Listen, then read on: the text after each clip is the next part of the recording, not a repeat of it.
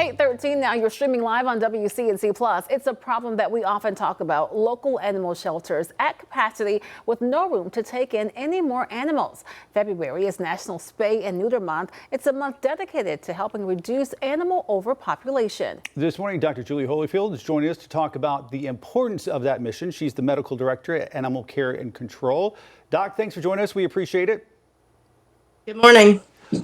So I know this is not necessarily a new problem, but I guess in a growing city like Charlotte, it's becoming a more pressing problem. So remind us why it's so important to get pets spayed or neutered. Well, for one thing, it's the most effective tool that we have to prevent animals from entering the shelter. One unaltered dog or cat could lead to, hundreds of animals over time. And it also helps the shelter to focus on the animals that really need our help and to, prevent overcrowding and disease risk and the things that come along with working in a shelter. And help the families keep the pets in the homes and keep us with our resources on the animals that truly need our help and have nowhere else to go.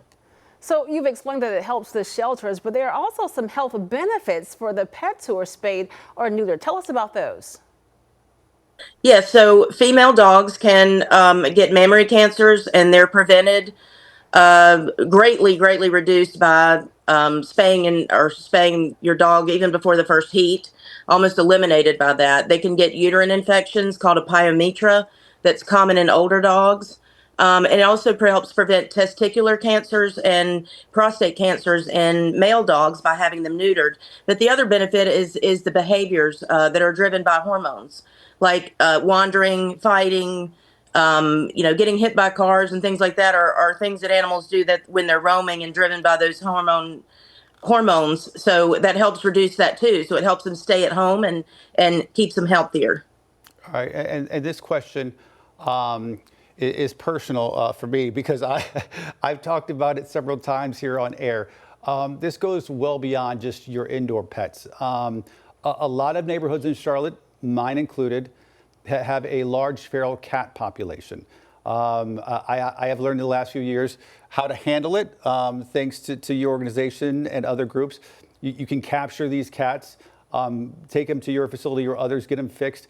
But spaying and neutering goes just beyond just your household pets, but also other pets that are in the neighborhood that might not necessarily have a home. Yes, colonies, feral colonies are what we call community cat colonies now. They form colonies. It's like a family. They don't just wander all over the city. They form little families. And they found that, they tried different ways to get rid of them. Businesses didn't want them. And then somebody said, let's just spay them and neuter them and put them back and tip their ears so that everybody knows that they're done. And then they could identify new ones that weren't spayed and neutered. And it has probably been the biggest success story for spay neuter of any population. I mean, it's working for owned pets, but it has made a huge difference overall for the community cat population, keeping them healthier. And, you can't just take a community cat that lives at the Bojangles and take it down to Walmart and let it out. It will die trying to get back to its own family. So they form these really tight little groups, and it's been the most successful thing for them.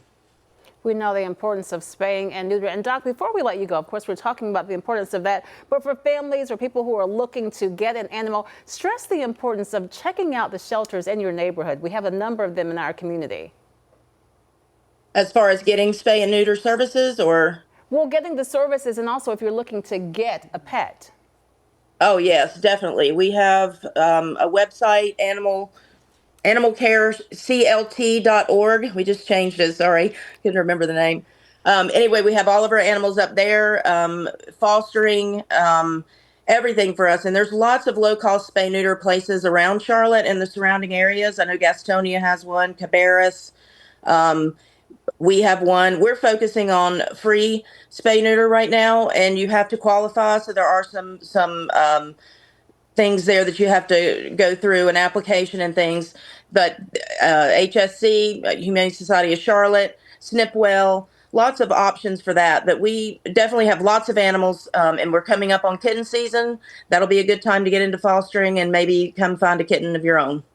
Wonderful. I know. We're now on the lookout for kittens in the neighborhood to make sure. Yeah. that time. Because we know it's happened in years prior, so fingers crossed. Listen, we know it's a pressing problem, and we know if you can adopt an animal or foster, Right. as we just outlined, there are a number of ways that people can help out and help you out and that organization. All right, Dr. Julie Holyfield. Doc, thanks for coming on. We appreciate it. Thank you. You're most welcome. Thank you.